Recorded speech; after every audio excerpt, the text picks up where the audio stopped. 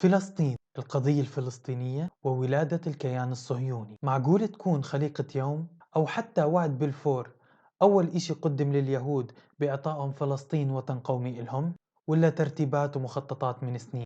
خلينا نشوف.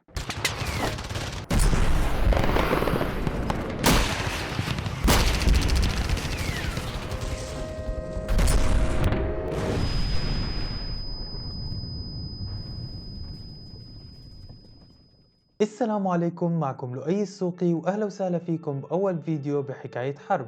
أول مرة نذكر فيها اسم فلسطين مع اليهود كانت سنة 1799، يعني قبل 222 سنة، وكانت بالخطة الاستعمارية لنابليون بونابرت بعد ما خلص من احتلال مصر ودخل فلسطين واحتل بعض مناطق منها، وكان منها مدينة يافا، ووصل لعكا وبلش الحصار عليها في 20/3/1799. وبعد صمود الجيش العثماني اللي دام شهرين بقيادة أحمد باشا الجزار، قرر نابليون انه ينسحب من فلسطين، وبوقتها ناشد اليهود وكتب لهم: أيها الإسرائيليون انهضوا، فهذه اللحظة المناسبة، إن فرنسا تقدم لكم يدها اليوم حاملة إرث إسرائيل، سارعوا للمطالبة لاستعادة مكانتكم بين شعوب العالم.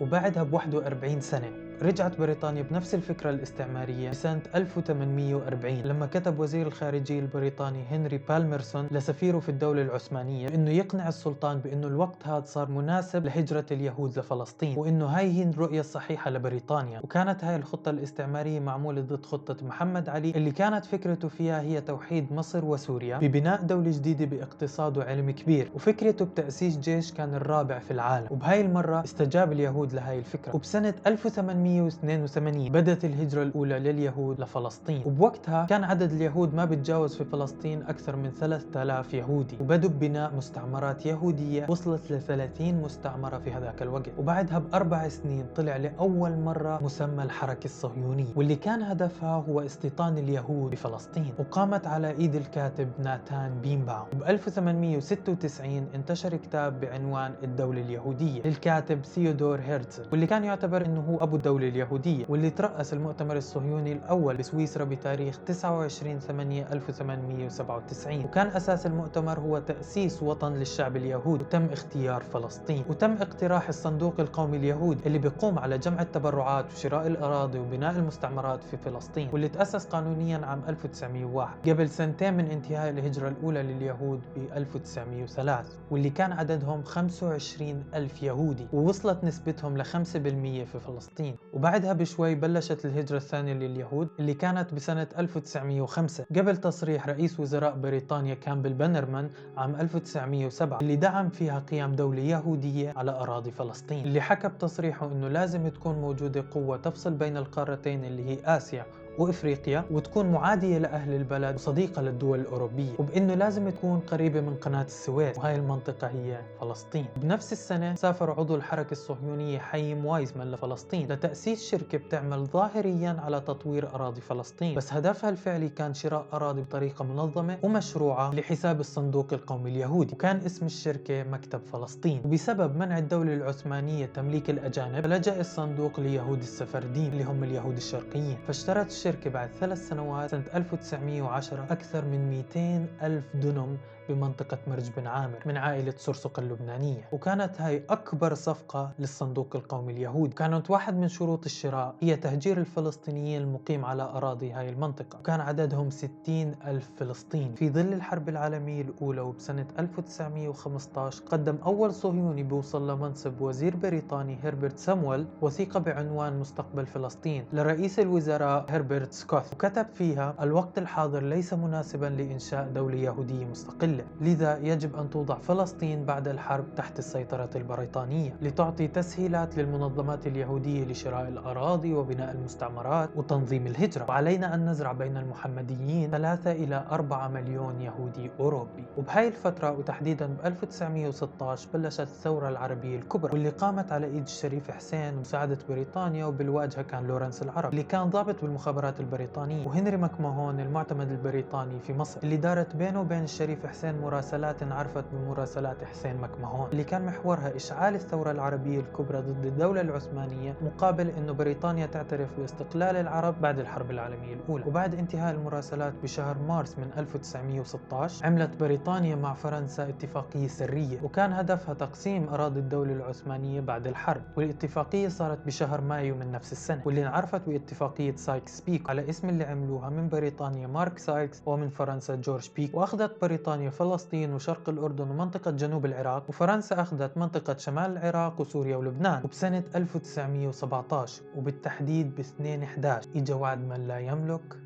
لمن لا يستحق. كتب مسودة الوعد مستشار رئيس الوزراء البريطاني آرثر بلفور، وهو اليهودي الصهيوني ليو أميري، وقدمها بلفور لمجلس وزراء بريطانيا برئاسة ديفيد لويد جورج. بعد الموافقة عليها أرسلها لليونيل والتر روتشيلد، وأعطاه الوعد بإنشاء الوطن القومي لليهود بفلسطين. وبنفس السنة انبعث الجنرال إدموند ألينبي لمصر بدل الجنرال أرشيبالد موراي، اللي فشل بدخوله الأراضي الفلسطينية بعد معركة غزة الأولى والثانية. وانتصر ألينبي بمعركة غزة الثالثة ودخل فلسطين. وبتاريخ 7 نوفمبر من 1917 تل القدس ورفع العلم البريطاني فيها، حكى جملته الشهيرة: الآن انتهت الحروب الصليبية. وهذا بعد 400 سنة من الحكم العثماني في القدس من 1517 ل 1917. ودخل على فلسطين مع جيش ألينبي وقتها فيلق يهود كان بصفوف الجيش البريطاني بالحرب العالمية الأولى. ومن الأشخاص اللي بنعرفهم منيح ديفيد بن غوريون وفلاديمير جابوتينسكي. وبهيك صارت القدس تحت السيطرة البريطانية. وبنهاية 1917 وبداية 1918 انتهت الهجرة الثانية لليهود لفلسطين، اللي هاجر فيها تقريبا 40,000 يهودي للأراضي الفلسطينية، واللي خلت نسبتهم توصل ل 10% من سكان أراضي فلسطين. وبآخر سنة من العقد الثاني من القرن العشرين وانتهاء الحرب العالمية الأولى بنوفمبر الماضي، انعقد مؤتمر باريس للسلام بين الدول المنتصرة لتقسيم أرباح الحرب من أراضي للدول المهزومة أو فرض سياسات وتعويضات. وخلال هذا المؤتمر كان في 5 معاهدات، منهم معاهدة فرساي مع ألمانيا اللي خسرت الحرب، ومعاهدة سيفر مع الدولة العثمانية اللي أجبرت إنها تتنازل عن أي أرض إلها سكانها ما بيحكوا اللغة التركية، ومن ضمنها أكيد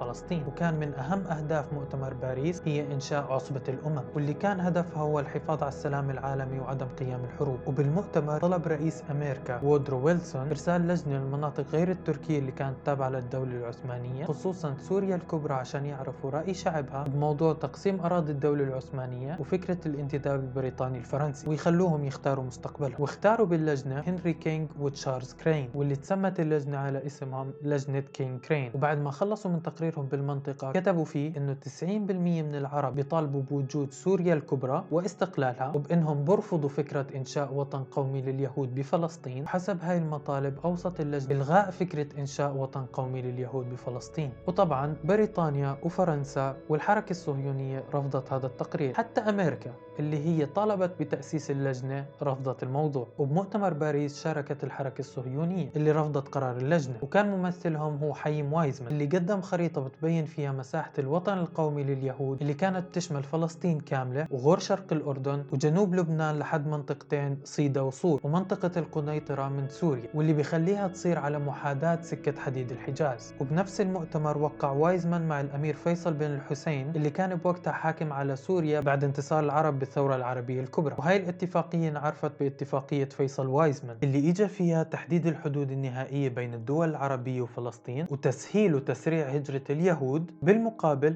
مساعدة اليهود ببناء ونهوض الدول العربية ومعرفة استثمار الموارد الطبيعية والإمكانات الاقتصادية. ووقع الأمير فيصل بن الحسين على الاتفاقية بشرط بأنه الاتفاقية لن تتم إذا لم ينل العرب استقلالهم. وبنفس السنة بدأت الهجرة الثالثة لليهود لفلسطين. وبسنة 1920 أعلن الانتداب البريطاني على فلسطين قانونيا، وتعين أول مندوب سامي. واختارت الحكومة البريطانية هربرت سيمول اللي كان وزير بريطاني سابقا، واللي كتب مذكرة مستقبل فلسطين 1915، واللي رح نحكي عنه وعن أثر الانتداب على فلسطين بالفيديو الجاي. وهيك بنكون وصلنا لنهاية الفيديو، بتمنى تكونوا استفدتوا. إذا عجبكم الفيديو لا تنسوا تعملوا لايك وشير وسبسكرايب وتفعلوا جرس التنبيهات عشان يوصلكم كل جديد أول بأول، واكتبوا لي ملاحظاتكم في التعليقات. كان معكم لؤي بحكاية حرب. سلام.